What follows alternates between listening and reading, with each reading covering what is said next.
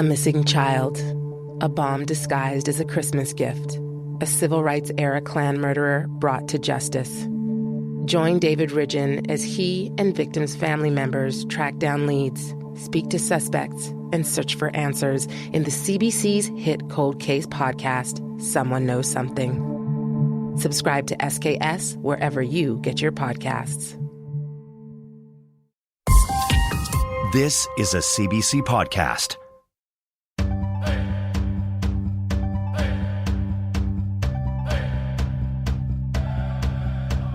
Danse, Anine, Boujou. Hello and welcome. This is Unreserved on CBC Radio 1. I'm Rosanna Deerchild. Stories can act as a comfort. They can explain, transport, record, or act as a warning. They can help us imagine other worlds and futures. The stories we take in have an impact. They shape our inner and outer worlds. And now, maybe more than ever before, stories matter. Today on Unreserved, in the time of the coronavirus, how Indigenous people are looking to stories to deal with this challenging time.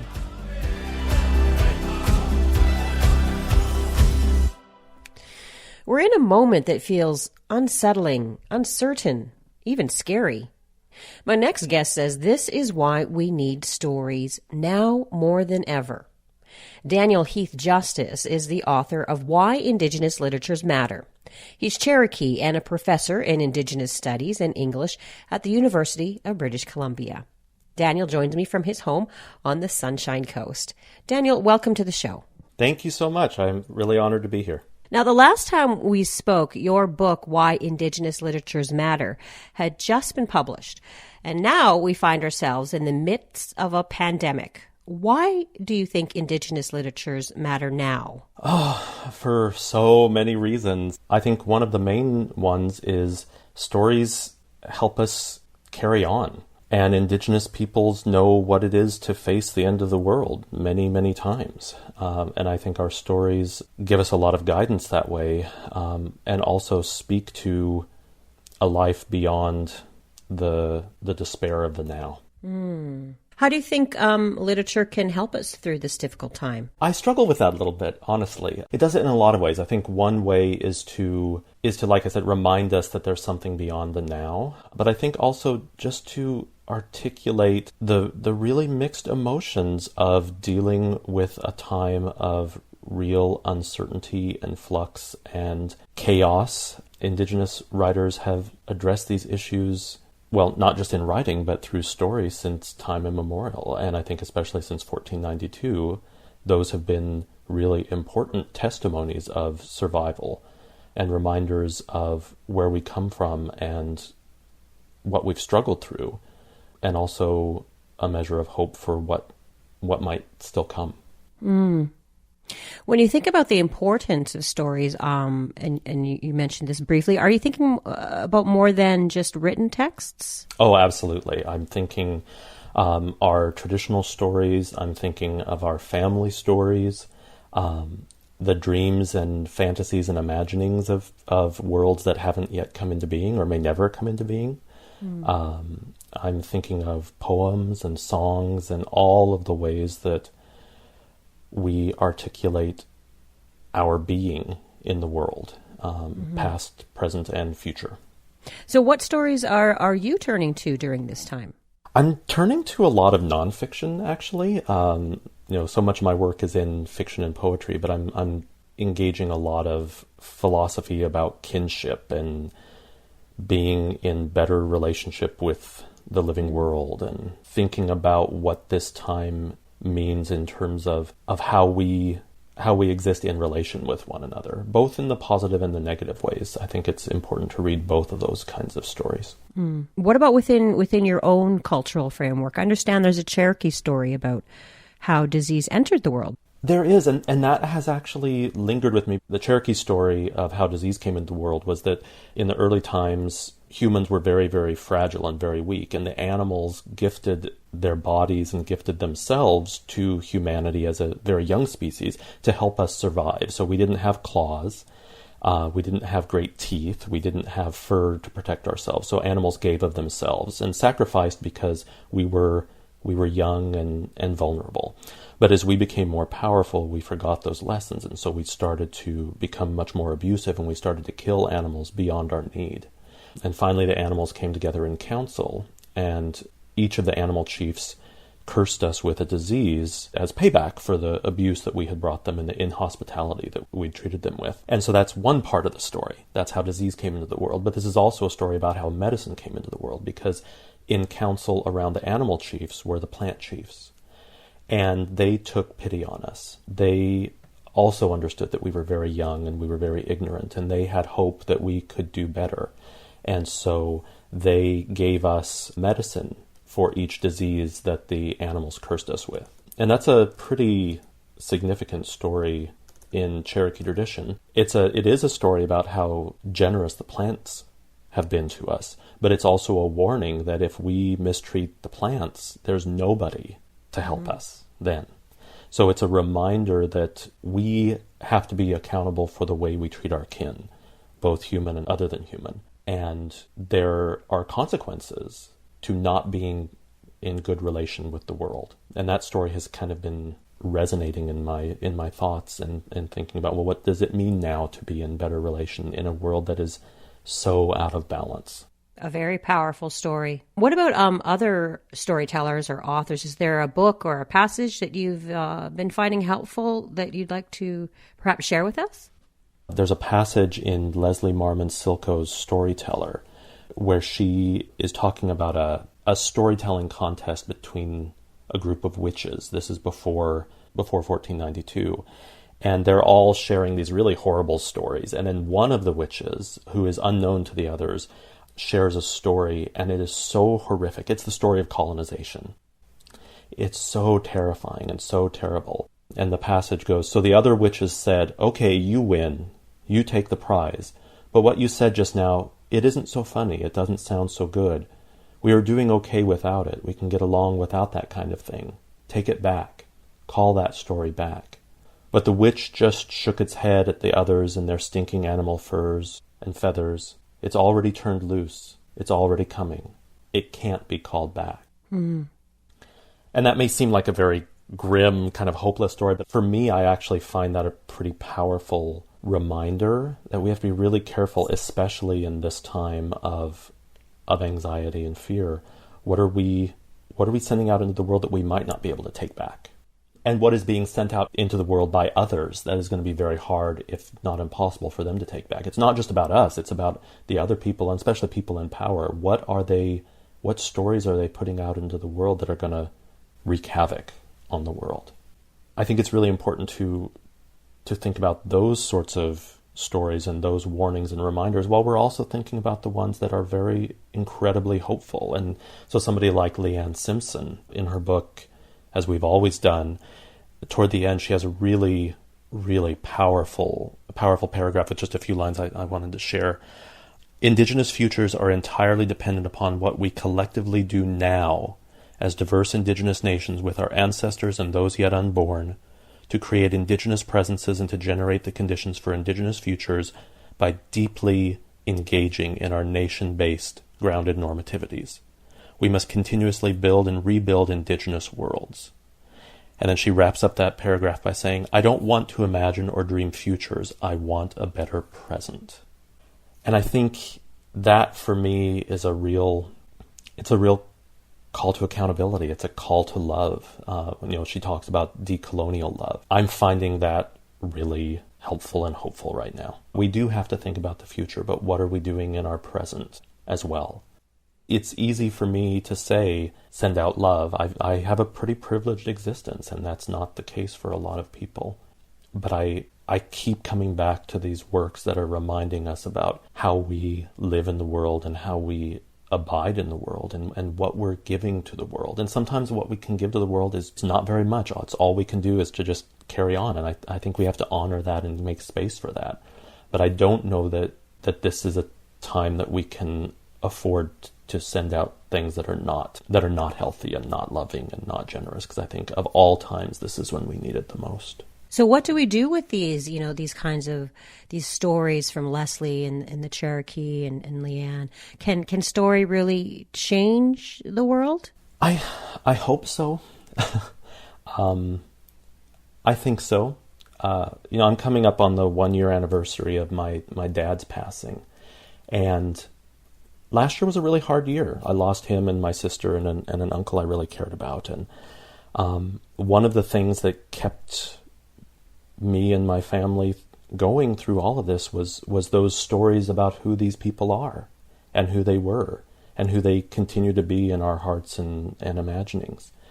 And the world didn't end when we lost them. It became a sadder place in some ways, but they're still with us, and the stories about who they are still with us. In all the good and bad, because all people are complicated. Those stories have helped. They've helped a lot. But I do think the stories make a difference, and I don't know if they can change the big world, but they can certainly change our everyday worlds, or at least make our everyday worlds easier to bear until things get easier. Mm. Now we're talking about the importance of stories on the show today and the worlds that stories bring to our lives. Imagine otherwise is a phrase that's essential to your work. What does it mean to imagine otherwise, and why is that important right now? I think it's really hard to live in a different way without being able to imagine what that might be. What we perceive as our options in the world are very much dependent on what we can imagine. And if our imaginations have been so beaten down and reduced to thinking that all that exists is what there is now, I think it's very hard for us to work toward a different possibility. But if we imagine otherwise, if we imagine differently, if we can imagine futures that aren't determined by the greed of powerful men, that aren't determined by the hunger of resource extraction, that aren't determined by the violence of insecure, ignorant people. If we can imagine beyond that, we actually have a world that is one that we can thrive in. And I think we are all, in various ways, the result of our ancestors' imaginings beyond whatever they were experiencing in their times. We're not the first generation to deal with pretty profound traumas. We probably won't be the last. But our ancestors, many of our ancestors, were able to imagine otherwise. And I think we are the embodiment of their dreams for the future. And so we've got to dream for those yet to come, and hopefully dream a better world and a better set of possibilities for them. Daniel, are stories important to help us imagine otherwise? I think they're absolutely essential. As humans, we are storied creatures, and we're constantly working to restore and restory our being in the world. I can't think of anything more important to who we are as human beings than the stories we share about ourselves and share about our relations in the world. Thank you, my friend. Thank you so much. I appreciate you reaching out, and I hope that you and yours are well in this very scary time. Thank you so much. Daniel Heath Justice is the author of Why Indigenous Literatures Matter. This is Unreserved on CBC Radio 1, Sirius XM 169, and Native Voice 1. I'm Rosanna Deerchild, talking all about the power of storytelling on the show today. And what happens when fiction starts to look a little like reality. In late March, in an apparent attempt to avoid COVID-19, a Quebec couple drove thousands of kilometers west to Whitehorse, Yukon. Then they traveled to the fly-in community of Old Crow, a community of about 250 people, one still without a case of COVID-19. But the couple was eventually sent packing. Chief Dana Tija Tram of the Vuntut Gwich'in First Nation was shocked by the couple's actions. To tell you the truth, I was not prepared for a random couple from Quebec to just come off the plane. It was really concerning to people just because we have a very small, tight-knit community that have grown old together for generations. So for some strangers just to show up one day, it was almost as if someone just walks into your house and helps himself to your fridge, if you will. but especially under the COVID crisis, this only had exponential effects. This story sounded a bit familiar to Wabgijik Rice because he had written it before, or at least a fictionalized version of it in his post-apocalyptic novel, Moon of the Crusted Snow. Wabgijik is an Anishinaabe from the Wasauksing First Nation and also the host of CBC's Up North. Hello, Wab. Welcome back to the show, my friend. Hi, Rosanna. Thanks a lot for having me again.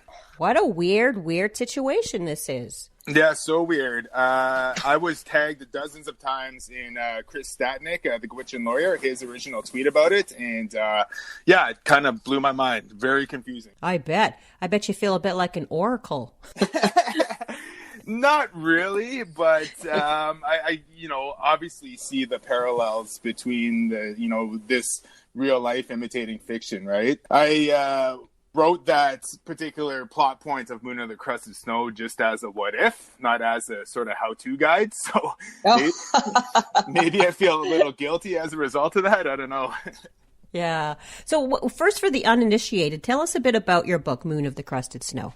Okay, yeah. So it's a look at sort of the moment of apocalypse from the perspective of a northern Anishinaabe community.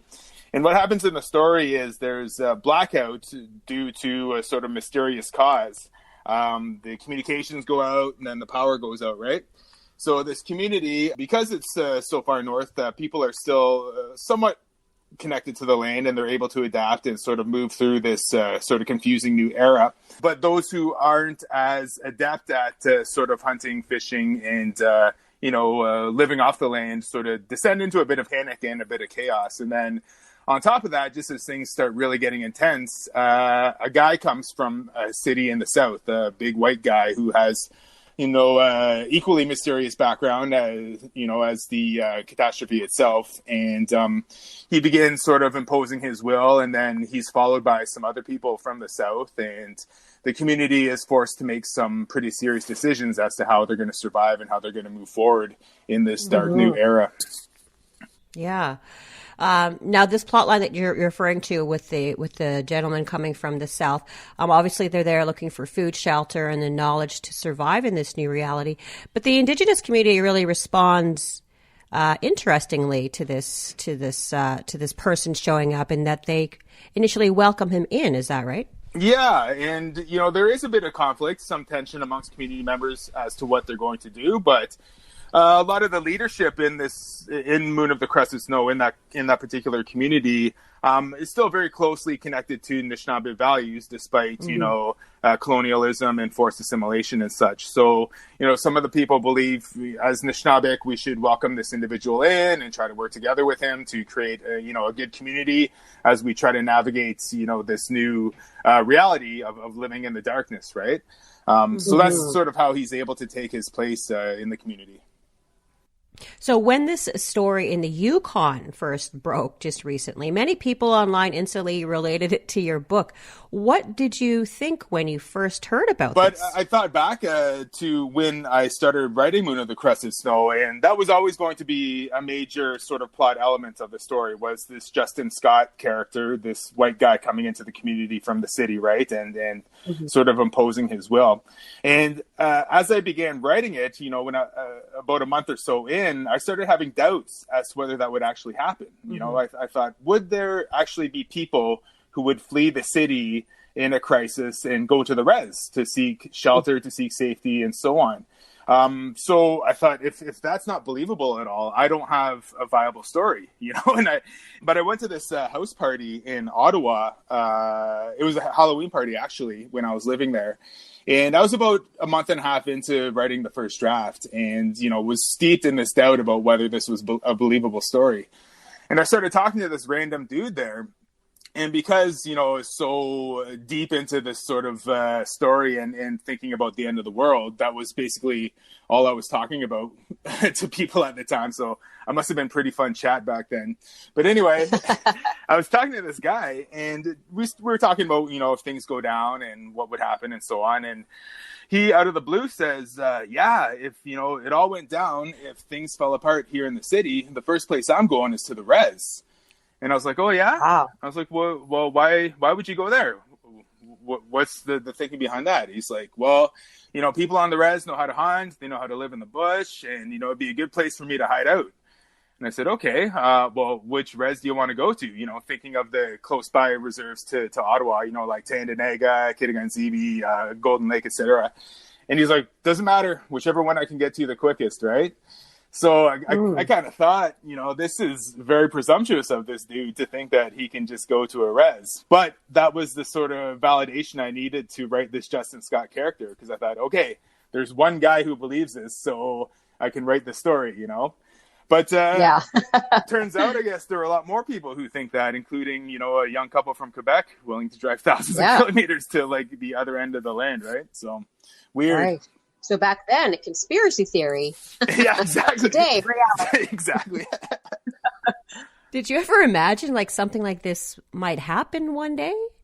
When you put your head deep into post-apocalyptic or dystopian fiction, you're always considering all the possibilities, right? But I think you're never really prepared for the big moments, when something actually happens. And I don't think I could have ever imagined a pandemic to this scale, like.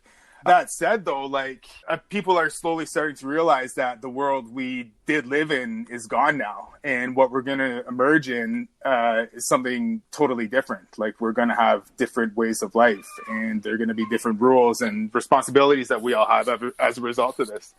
So I think keeping those things in mind, and how resilient Indigenous people are, especially in overcoming these crises, that has maybe prepared me mentally in some ways. Although I'm not, maybe not physically or supply-wise prepared as well as I should be, just in case, right? So lots to think about anyways. Well, certainly I'm not. I don't even know how to chop wood, bro, so I'm in trouble. Find a YouTube tutorial. That's right. I should check out some YouTube tutorials. I don't own an axe, but whatever.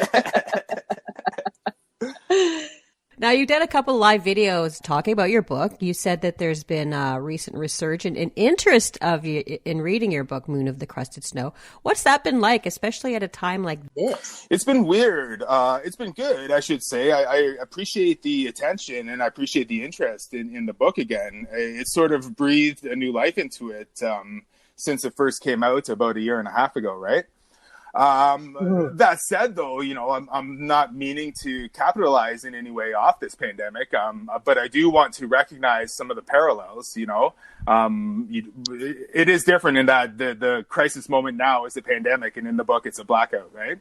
But there are different elements that are sort of being reflected in reality, like the panic buying and like the confusion and like the sort of uncertainty about how we're going to come out of this and so on. So because that's come up online a lot, I felt like I really owed it to a lot of readers and a lot of people who are maybe interested in the story to revisit some of those discussions. So I wanted to make sure I was available online to people. And I held a few live chats on different social media platforms in order to do so. And it's just good. I think for the most part, a huge benefit is that collectively we're thinking about a new future, right? And we're thinking about how we relate with one another and how we create community. And those are some of the core messages in Moon of the Crusted Snow. Like when everything goes down, who and what do you have? It's the people around you and the land that you're on.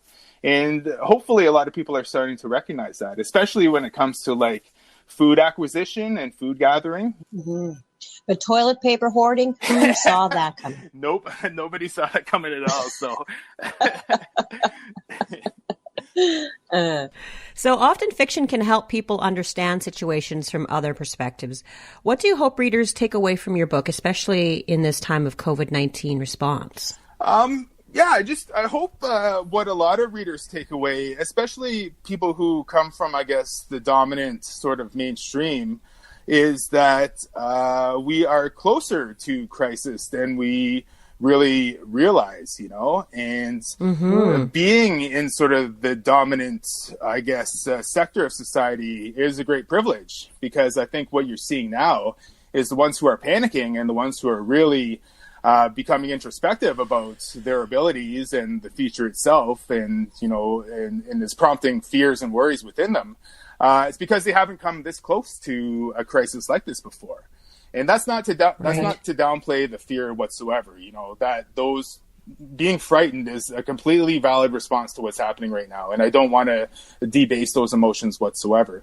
People who are living in poverty or poor housing, or have limited access to secure food and so on, whose worlds have already ended, and who are maybe on the brink of their personal worlds ending on a regular basis. Like, people in those situations understand just how tenuous life really is. And I think that people from those backgrounds and those experiences may be more adept to deal with something like this, whereas people who are used to the comforts of modern sort of technology and modern luxuries are having a bit of a harder time with it. So if anything, I think it provides some perspective, especially for people who are from, I guess, the dominant core of society. And, you know, hopefully they'll understand just, you know, how loose of a grip we really have on everything, and what we need to do to tighten that grip with each other and create a better community for everyone around us, really. Yeah, for sure. And maybe don't go to Old Crow. Yeah, exactly. Yeah, don't hop in the car and just drive to any res thinking that, you know, that's your safe haven, because people are especially protective at this time, right? Right. Well, Wob, thank you so much for chatting with me today. Sister, appreciate it. Wob Gijik-Rice is an author and broadcast journalist based in Sudbury. This is Unreserved on CBC Radio 1, Sirius XM 169 and Native Voice 1. I'm Rosanna Deerchild, talking all about the importance of stories on the show today. Growing up, my next guest spent a lot of time with his elders, and he listened to them tell stories, oral stories passed down through generations, stories that were never written down, stories that stay with him and that he shares with his own kids today. Ian McCallum is a member of the Munsee Delaware Nation in southern Ontario. Today, he teaches Munsee language and culture workshops in his community. Ian, welcome. Kolamalsi, Rosanna. So take me back to when you were a youngster and learning these stories from your elders. What was that like? I spent a lot of summers on the reserve. I think my mom recognized the fact that a lot of my ancestors, my elders, were getting older, so she wanted to give us the opportunity to learn from them as much as we could while they were with us. I grew up next to a rather large forest, and the forest had trees that were 100 years old. Not isolated, because I wouldn't say that we were away from everybody, but it was next to the woods where I could spend lots of time going out into nature. But in the woods, I could go out and work with plants. I could go for long walks. It's not unlike what we're experiencing today, where you got up at 6 o'clock in the morning and then you went out into nature. The door was closed until you got home for lunch, and then you went back out again and stayed out till 4. But yeah, it was a really interesting growing up in terms of you're away from things, but you're close enough to go and visit people. Because you lived close to the forest, there was always sort of that stigma around whether you were traditional people and whether you were uncultured or cultured, according to sort of the modern ways of the 1970s. Sounds like a Disney movie, Ian. It does. It does. And, I think of just that one small black and white TV, the one couch, and, you have the coffee pot where the pot's so black on the bottom, the coffee. I mean, I didn't drink coffee at that time, but everybody would say, oh my God, the coffee could make your hair stand on end because it was so strong. And because they were railway workers, they liked their coffee strong, I guess. So when you think back to those days, is there one story that stands out for you? Yeah, I spent a lot of time in the house and on the reserve, and the one story that I remember my great-grandfather Alonzo Logan taught me was the story of the little people, which is Wamachekanish. And it happened one evening while I was sitting with him, and we were looking out the window because there wasn't a lot to do. Back in the mid-'70s, we had a very small black and white TV, and he used to watch his show Bonanza. But when it was finished, that's when sort of stories would happen, or, when other community members would come over. They would relate stories either in the English language, or they would sort of mix it with a little bit of the old language, Munsee and English. And can you tell me what that story is? It's a story about the little people, and it's a story about what I saw when I was looking out the window one night with him. I saw a little light bouncing along the fence, And it's sort of a curious, I think I was about 4 or 5 at the time. I was a curious kid, and I was asking what it could possibly be. And he related the story that it was the little people with the understanding that they only sort of show themselves to people who believe in the old ways of the Munsee people, and also ways of the language and the culture of the Munsee people. Fascinating.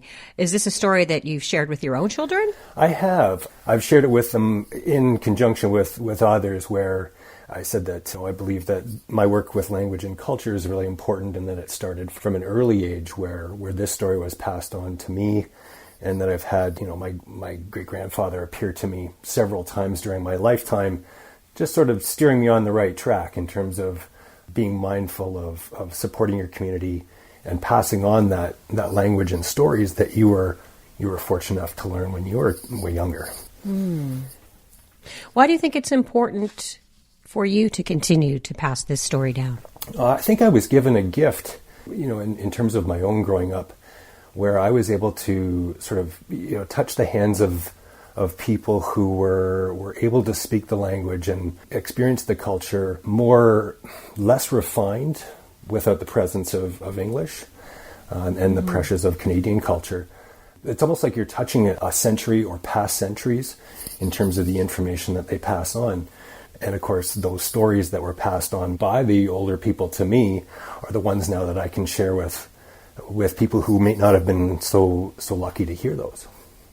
Cool. I'd love to hear some of it. Can you read some of it for us? Certainly. Wama chekanishuk. Kenjta ni nawit poma nemokamas. Kilona kapacha hui kalana hui kwane wak kopi. Ngwit piskawani ni ngwita chwachin wunj echa shendekanong. Ni nawe chengi wape wasalewak kwakwichama wak kichi menak. Ni ngwitchil molona kwakanik. Neka kuchilaton nekawand wama chekanisha kwikwama kopi. Wama chekanisha o tewalatak tatas kwanasawi. Wama chekanishanak o tewalatak nik lenapawak nawasamak. Very cool. Now, are you going to tell us the gist of that in English, or do I have to learn Munsee? That's right. You'd be in an exclusive bunch. There's not too many of us who actually can speak the language anymore. Yeah. But here in English, it's long ago, I stayed with my grandfather. We lived at the end of a road in the forest. One night, I was looking out the window. I saw small white lights bouncing on top of the fence. I asked, "What are those?" He told me that they were the little people who live in the forest. The little people visit sometimes during your life. The little people visit those people who believe in the old ways. That's Ian McCallum reading in Munsee from the story of the Wamachekanish. So Ian, all these years later, when you think of this story, has its meaning for you changed? You know what? I think I didn't quite understand what he meant back then in terms of the little people visit those who believe in the old ways, because the way I grew up, it was always, you always did believe sort of in those ways, as opposed to having skepticism of whether things existed or not. As I got older and it became more involved with the language of my community, I sort of see this as a teaching story, where I've been able to see Wamachekanish at different times during my life. It's that deeper inner meaning of helping your people and helping your people with your gift or what you've been able to learn. And that's language for me. With a community that has its language endangered, with very few speakers left, it's my gift to be able to share with others and to help them along their path, but also to share those stories that I was so lucky to have shared with me, and to be able to share them with my relatives, but also those who are willing to learn Lenape or Munsee. That's beautiful. Thank you so much for sharing that story with us and your time today. Anashik. Ian McCallum is a member of the Munsee Delaware Nation in southern Ontario. He teaches Munsee language and culture workshops in his community. This is Unreserved on CBC Radio 1, Sirius XM 169 and Native Voice 1. I'm Rosanna Deerchild, talking all about the importance of storytelling on the show today. Sometimes a real-life experience can inspire a powerful story, like the one that inspired the film The Body Remembers When the World Broke Open. In it, returning home from a doctor's appointment, Isla finds a terrified, barefoot, and pregnant Rosie shivering out in the rain. Rosie is paralyzed, caught between escaping her violent boyfriend, who is screaming across the street, and having nowhere to go. Frightened by the escalating danger, Isla takes Rosie to the safety of her nearby apartment. But that's just the beginning of their story. The Body Remembers When the World Broke Open was written by Elamaya Tailfeathers and Kathleen Hepburn. Welcome to the show, both of you. Thank you. So let me just start with the question of why did you want to make this film? The film is actually inspired by an experience that I had a number of years ago in East Vancouver, where I live, and Kathleen lives not very far away. You know, this experience sort of completely altered my world. I encountered a young Indigenous woman. She was 18, and she was very pregnant, and she was standing barefoot in the rain on a very busy street at rush hour, and was very clearly distraught. And the cars were just sort of whizzing by her, and it was very cold. It was a Tuesday in February. It really caught me off guard. I was just coming home. I'd been to meetings that day. It had been a busy day. And so I stopped for this young woman, and I asked her if she was okay, which was a really silly question because she clearly was not okay.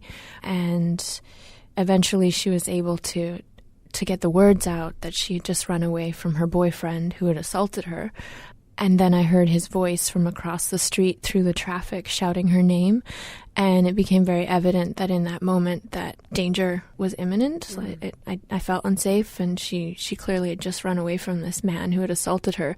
So I just grabbed her and we started walking away in the opposite direction. And she didn't want to go to the police, and she didn't have any friends or family that she felt safe going to. And so I took her home, and I had this, 3 hours with this complete stranger that really altered my perspective on so many things. And I walked away with this experience, wondering what to do with it, and carried that story and that experience with me for a few years and thought maybe it should be turned into a film. Kathleen, why did you want to tell this story? When Maya came to us with the story, it was just an immediate reaction of, yes, this is a really vital story to be telling right now in Canada. There was just so many levels to the situation and to the experience, and it was something really exciting and challenging and just something I think I knew we could make a really beautiful story with. So, I don't know, I was just excited and honored to be asked to participate and really excited to work with Maya. The film was shot in real time with a handheld camera, sort of looks like a continuous shot. And this allows the viewer to feel a certain kind of intimacy, but like you're in the room with them. And at times I found it was kind of uncomfortable. Why did you choose to shoot it that way? Was that intentional? Yes, that was a big part of the development from close to the very beginning. There was two reasons why we chose to do it this way. The main reason was so that the actors could have this experience and experience the full emotional arc of the situation together in the moment, particularly because we were working with someone who had never acted before. We wanted to give her all the tools we could to have her experience this in a very authentic way. And then also we were hoping that the audience would share that experience and feel like they are sort of trapped in this situation with them. And I think when you're experiencing something like that with a stranger, you're sort of always trying to figure out, how is this situation going to end and when is it going to end? And I think that tension is really important for this film. Mm. Now, on the surface, this movie is about domestic violence. It's about aging out of care. But there's so much more going on a deeper level as you watch the film. Can you talk about some of the issues that you were trying to address? I think one big one was Indigenous motherhood and all of the layers that go along with that. We wanted to talk about privilege and who has access and who doesn't, and how we sort of judge mothers and put these labels on them. With this film, we wanted to explore that issue of sovereignty of the body, of Indigenous motherhood, and we also wanted to explore privilege in the sense that myself, I benefit from light skin privilege. My life is exponentially easier in this world simply because of that fact. I experience racism very differently than many people out there, like that young woman that day. And I do think that had it been me standing on that corner that day, I think someone might have stopped for me. But because racism is still so deeply ingrained and prevalent in our society, people weren't willing to stop for her because she was just another Indigenous woman. And we also wanted to explore class. That's not something that's necessarily talked about too much, I think, yet in Indigenous cinema. I mean, it's there, and that day for me, in that very real experience that I had with this woman, was a confrontation of my own privilege. And I learned so much from her that day. I think she was such a beautiful, strong young woman. I honestly think about her very often. Her home was just a few blocks from mine, and I don't know what happened to her, and I really hope that I get to see her again. And she very much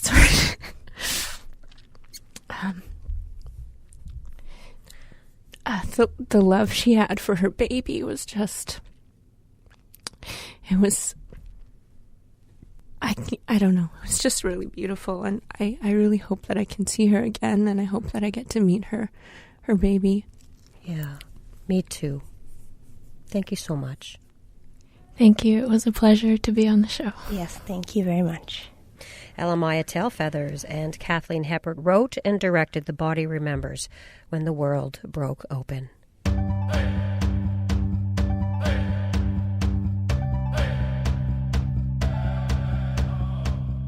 That's it for this week's episode of Unreserved. We'll be back in this radio space next week for more community, culture, and conversation. This episode was produced by Zoe Tennant, Stephanie Cram, Kyle Musica, and Anna Lazowski. I'm your favorite cousin, Rosanna Deerchild, coming at you from Winnipeg in Treaty 1 territory. Thank you for listening to Unreserved on CBC Radio 1. Nagosay.